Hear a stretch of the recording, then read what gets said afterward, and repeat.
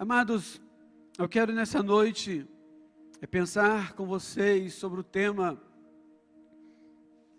Encontrando-se com Cristo, marca de um verdadeiro encontro com Deus. Esse texto é um texto bastante conhecido, nos fala a história de um fariseu que foi ter com Jesus, que foi se encontrar com Jesus. Foi se encontrar com Jesus de noite. Ele teve esse pensamento, essa ideia de encontrar-se com Jesus de noite, porque ele era uma pessoa muito importante dentro da cultura judaica, ele era uma pessoa muito conhecida. Fariseu era e é aquela pessoa como este doutor da lei, conhecedor de toda a lei mosaica, levítica, cerimonial, e que exige das pessoas cumprirem à risca a lei, os ensinamentos, mas ela mesma não faz nada do que ela ensina. Fariseu é aquela pessoa que cobra dos outros, que exige dos outros um moralismo, uma religiosidade, que ela mesmo não pratica em hipótese alguma. Por isso, em momento ele é chamado doutor da lei, e ele é chamado de fariseu, porque ele era conhecedor da lei. Entretanto, não era cumpridor da lei, por isso um fariseu. É aquela pessoa que prega amor, que ensina sobre amor, mas ela não tem nada de amor no coração dela. Suas palavras são de ofensas, suas palavras são agressivas, não existe demonstração de carisma alguma, nem mesmo nas suas palavras, nos seus atos. Esse é o fariseu, que ensina os outros e cobra dos outros, mas não faz o que ele ensina e o que ele cobra. É este homem, religioso, extremamente religioso, que vai ter com Jesus, e vai ter com Jesus de noite, porque ele não queria ser visto pelos seus amigos, pelos amigos da alta classe da sociedade, ele não queria ser visto pela sociedade, ele queria apenas ver Jesus. E essa história me traz à mente dois fatos muito curiosos. O primeiro é de que o pensamento, a ideia de que todos os caminhos levam a Deus não é verdade. Não é verdade. Daqui a pouco eu vou contrapor esse pensamento. Por que não é verdade? Este homem vai ter com Jesus de noite. O texto diz que ele era fariseu, que ele era religioso. E Jesus olha para ele e diz: e aí, beleza? Tudo bem? Se você não nascer de novo, cara, você não entrará no reino de Deus. Oh, legal que você vive na igreja desde que nasceu, e você conhece tudo sobre a religião. Mas se você não nascer de novo, você não entrará no reino de Deus.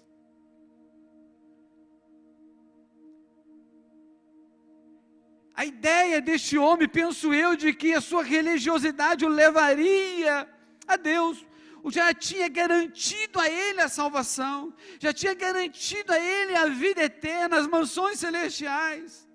Um homem praticante de normas, de regras, de leis. E Jesus olha para ele e diz: se você não nascer de novo, você não vai entrar no reino de Deus. Não importa se você tem 30 anos de membro da igreja, não importa se você fala em línguas, se você profetiza, se você revela, se você prega, se você não nascer de novo, você não entrará no reino de Deus. Jesus disse que naquele dia muitos irão dizer: Senhor, mas em teu nome eu profetizei. Senhor, mas em teu nome eu curei os enfermos. Senhor, mas eu preguei lá na rua de casa. Senhor, e Senhor, e Senhor. E o Senhor Jesus irá dizer: apartai-vos de mim, malditos, para o fogo eterno, preparado para o diabo e seus anjos, porque eu nunca vos conheci. Ao mesmo tempo, e aí é o meu contraponto, ao mesmo tempo, eu diria que todos os caminhos levam a Deus, sendo que um leva para a vida eterna, Jesus Cristo, e os demais levam o homem a Deus para a condenação eterna, porque a Bíblia diz que todo homem terá que se apresentar a Deus no dia do juízo final. Independente do caminho que você trilha, você vai se apresentar a Deus, ou para a vida eterna, ou para a condenação eterna. Jesus diz no Evangelho de João 3, versículo 15, que nós acabamos de ler, para que todo que nele crê, tenha a vida eterna. Jesus é o único caminho que nos leva à vida eterna. Um outro fato curioso desse texto que eu gostaria de ressaltar é que o Evangelho desperta a atenção de todas as pessoas mais importantes da classe social do mundo, como as pessoas, digamos, sem nenhuma influência no mundo. Nós vemos aqui um religioso, nós vemos aqui uma pessoa extremamente importante, culta, inteligente, tendo a curiosidade de querer conhecer esse Jesus, de ver quem era esse Jesus, pelos seus milagres, pelos seus feitos. Se nós olharmos a história cristã, nós vamos ver pessoas importantes na sociedade, no mundo,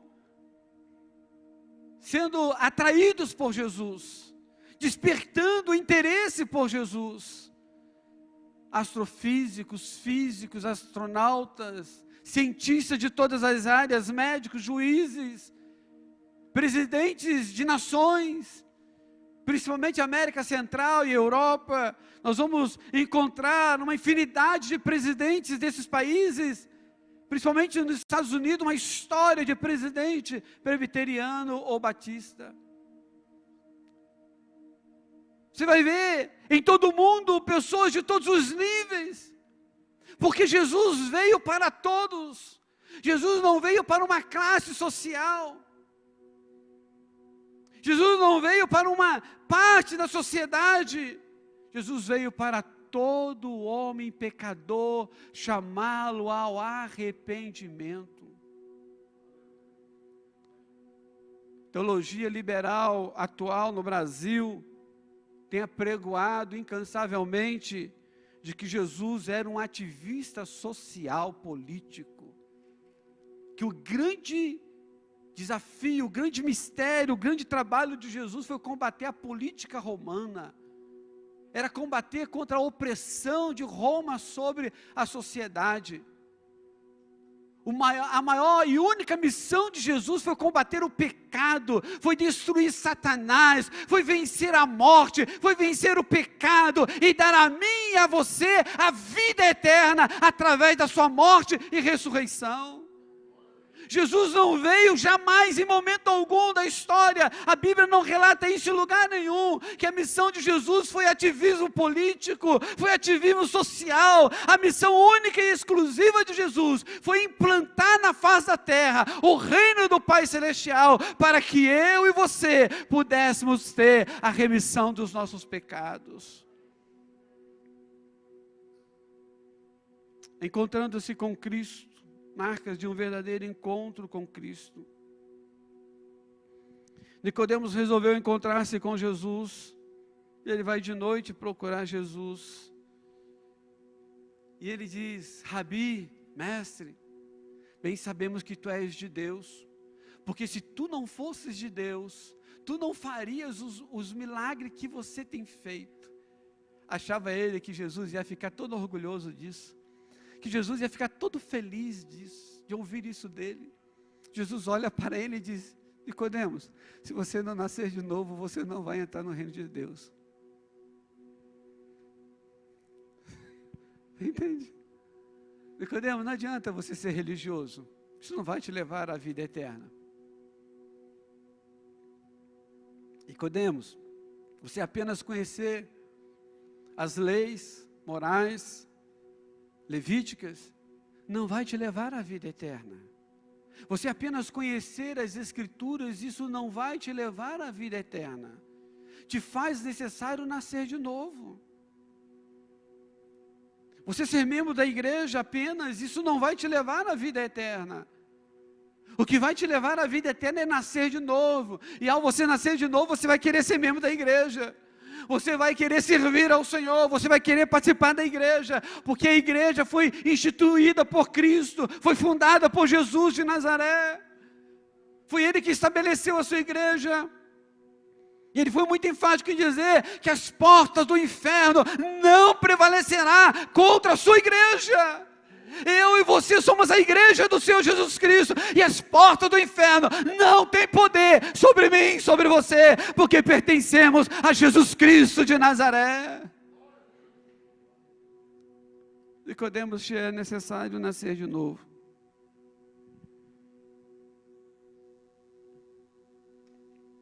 Se você não nascer de novo, você não vai entrar no reino de Deus, Nicodemos. E aí aqui eu vejo dois equívocos de Nicodemos, que eu penso que têm sido equívocos de muitos cristãos na atualidade, ou em toda a história, em todo o tempo, né? Isso sempre ocorreu. Embora Nicodemos tenha percebido a sua necessidade de estar com Jesus, de encontrar com Jesus, faz um esforço enorme para se encontrar com Ele. Mas eu vejo que há dois equívocos muito comuns na vida cristã. O primeiro é que é possível seguir a Cristo discretamente. Nicodemos acha que ele pode servir a Cristo discretamente. Ele vai de noite, no escuro, para ninguém o ver, para não ser visto.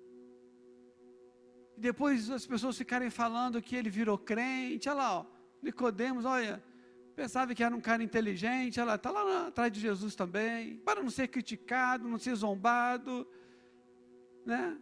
Ele vai de noite, ele acha que pode servir a Cristo discretamente. Como que esse pensamento tem dominado os cristãos da atualidade? Como que esse pensamento tem sido tão dominante nos nossos dias? Tenho ouvido incansavelmente de muitas pessoas dizerem: não, pastor, não precisamos mais de igreja. É normal, podemos servir a Cristo de dentro de casa. Dentro do nosso lar, dentro da nossa casa, a gente serve a Cristo, e aí a gente não tem problema. Ir para a igreja, pastor, olha, é problemático, é complicado. Por outro lado também, dentro deste mesmo pensamento, tenho ouvido de muitas pessoas dizerem: pastor, o senhor sabe, eu tenho uma vida social, e se eu deixar a minha vida social, meus negócios acabam, os meus negócios dependem das minhas relações sociais, então é complicado eu deixar a minha vida social, eu dependo da minha vida social, e lá, se eu falar que eu sou crente, eu perco os meus negócios. Quantas pessoas, irmãos, têm tentado servir a Cristo discretamente? Negócio e fé não se mistura. Política e fé não se mistura. Essas são o jaguar popular, o falar popular para justificar o servir a Cristo discretamente. Servir a Cristo sem se comprometer com Cristo, com o Evangelho, sem se relacionar com Cristo. Isso é impossível, irmãos. Não tem como servirmos a Cristo sem vivermos o Evangelho.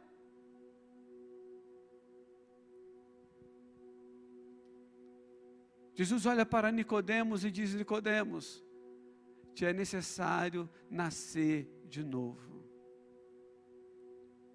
Ah, mas tu és realmente o Cristo. Olha as coisas que você faz. ninguém faz o que você faz se você não fosse filho de Deus, se você não tivesse vindo de Deus. Nicodemos, te é necessário nascer de novo. É impossível, irmãos, servimos a Cristo sem vivemos o Evangelho de Cristo. É impossível entrarmos no céu, nas mansões celestiais, temos a vida eterna, sem viver o Evangelho de Jesus. Jesus nunca foi e nunca será um ativista. Jesus nunca foi e nunca será um político. Jesus é o Salvador do mundo, o meu e o seu Salvador. Jesus é a nossa esperança para um mundo destruído pelo pecado. Jesus veio resgatar o homem e a mulher condenado ao inferno por causa do pecado. Jesus não veio libertar a mim e a você de problemas sociais. Jesus veio libertar a mim e a você do inferno e da condenação eterna, pois só nele há vida e vida abundante. Evangelho de Mateus, capítulo 5, versículo 16. Jesus diz: assim resplandeça a vossa luz diante dos homens, para que vejam as vossas boas obras e glorifiquem a vosso Pai que está nos céus. Deus espera de mim e de você que tenhamos a coragem de mostrar a todos a nossa vida religiosa. E a vida religiosa é essa, que as pessoas olhem para mim, olhem para você e vejam a luz de Cristo em mim e em você. O que as pessoas têm visto quando elas olham para a sua fala, para as suas atitudes, para os seus comportamentos?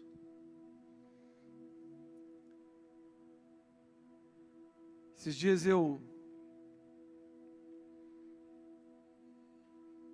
apareceu uma pessoa que foi muito importante na minha vida no Facebook, na minha formação teológica,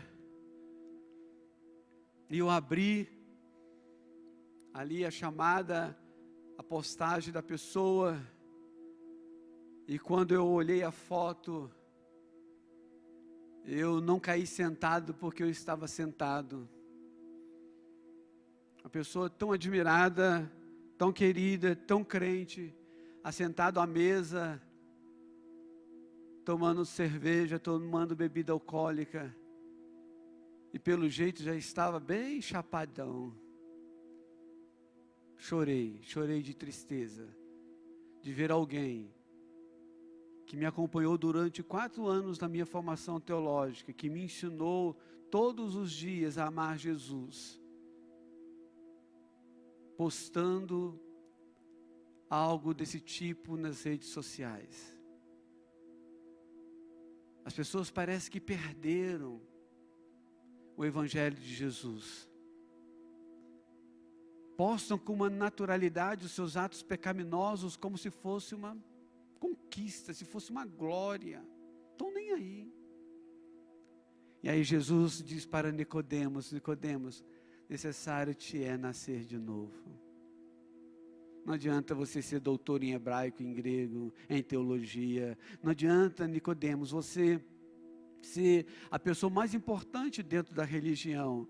O que é mais importante é nascer de novo. Se você não nascer de novo, você não entrará no reino de Deus. Segundo equívoco de Nicodemos. Primeiro, é seguir a Cristo discretamente. Isso é impossível. O segundo é concordar com o Evangelho, achar que concordar com o Evangelho é o suficiente. Tem gente que acha: não, sou boa, sou uma pessoa boa, tenho um coração bom, nunca matei, nunca roubei, vou para o céu.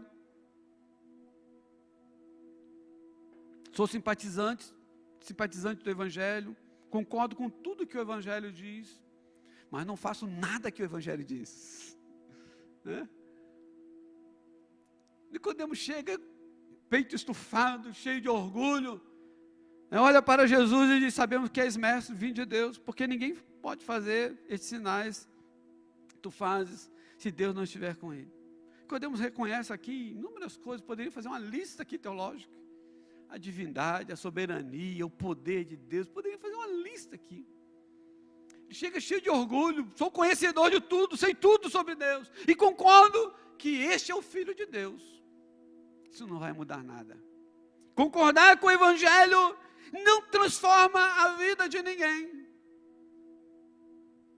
Ser simpatizante do Evangelho não mudará em nada a minha vida. Jesus olha para ele e diz: se é necessário nascer de novo. Se você acha que você, por gostar, por concordar que eu sou o Filho de Deus, você vai entrar no reino de Deus, Nicodemos, você está equivocado, você não vai entrar.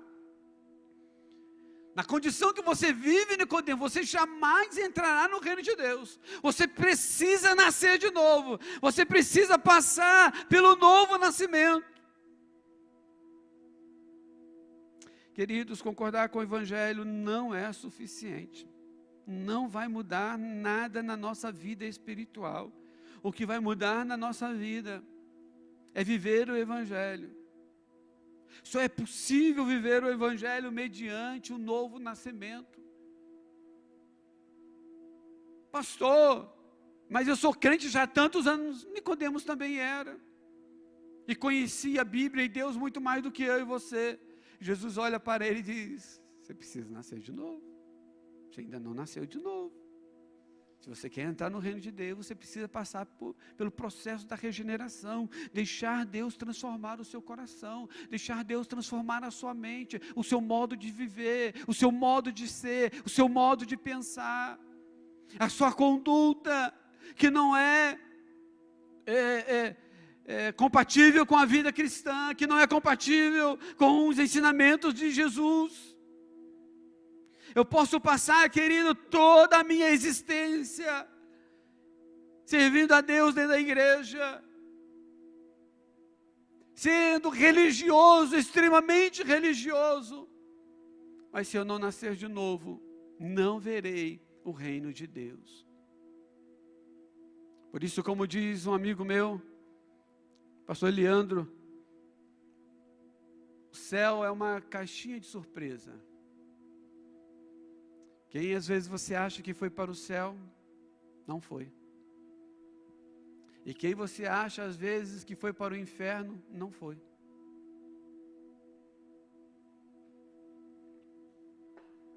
Qualquer um nessa época diria que Nicodemos estava no céu. Jesus olha para ele e diz: não, você não chegou nem perto do reino de Deus.